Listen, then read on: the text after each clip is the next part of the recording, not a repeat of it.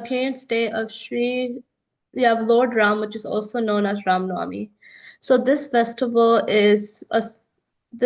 celebrates the appearance of Lord Ram, who is the seventh incarnation of Lord Vishnu.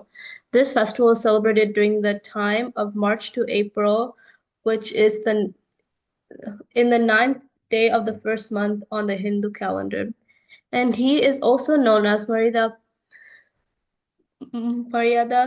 Purushottam, which because he followed all the rules and regulations, and he can be said to be the right person to follow because he teaches us how to be a good person, how to follow all the rules and regulations. So Lord Ram was born to King Dashrath and Queen Kaushalya. So King Dashrath, who had three wives, had everything like that a materialistic person could desire. A big kingdom, lots of loving like sub people in his kingdom, but he still didn't have an heir to the throne after him. And so he decided to do a yagya in order to get a son. And after that yagya, Agni Dev came out of the fire that they were using for that they were doing the sacrifice in and bought like a bowl of prasadam that he told the king to divide among his wives. So at first he gave it to Queen Kaushalya because he was his principal wife. Then he gave it to Queen Kaikai, and because he didn't have enough for Sumitra, both Queen Kaikai and Queen Kaushalya, they took some of the prasadam from their hand and they gave it to Queen Sumitra. So time flew by, and when it was time for them to give, like when it was time for them to give birth after 9 months, Queen Kaushalya gave birth to Lord Ram, and King Dashrath finally had an heir to the kingdom.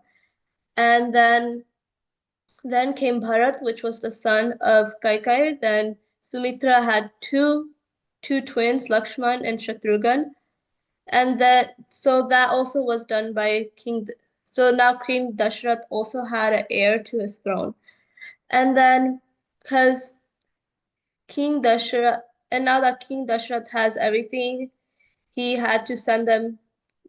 So he was very happy. And then when they grew up, he had to send them to Gurukula, but he didn't want to because he couldn't like separate from his son, Lord Ram, for too long. Because before he got a curse from these old like Brahman, because he killed their son thinking he was a wild animal when he was out to hunt, and the curse was that he will die in separation of his son. And so he couldn't separate himself from Ram, and he also loved Ram so much. So after that, Lord Dashrath, he was like reluctant, but then Queen Kaikai, who loved Ram equally, she loved Ram most out of all of her children. So she was like, we should send like the kids to Gurukul, like they will get a good education, they'll be ready to rule the kingdom after you. So he finally agreed. And Ram, he took the position of all the brothers, like their mother and father, while they were out to Gurukul. So they all looked up to Lord Ram as their father. And so after that, they came back, and then they came back to the kingdom after they were all grown up. And then Lord Ram went, this Rishi, he came and took Lord Ram to, so he needed to do this yagya, but these demons, they kept on disturbing him, like his yagyas, they would destroy the fire sacrifice, and they wouldn't let him do it. So he came to King Dashrath, and he asked him if he could take Ram. And then King Dashrath, he did not want to send Ram away from him, but he had to agree because he's a Brahmin.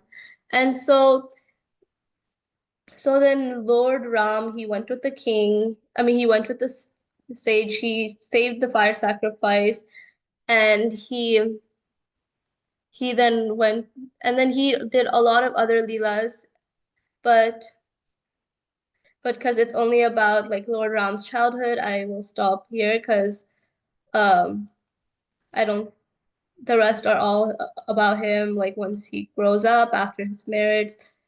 So thank you for listening. Please forgive me for any offenses I have done while presenting. And yeah.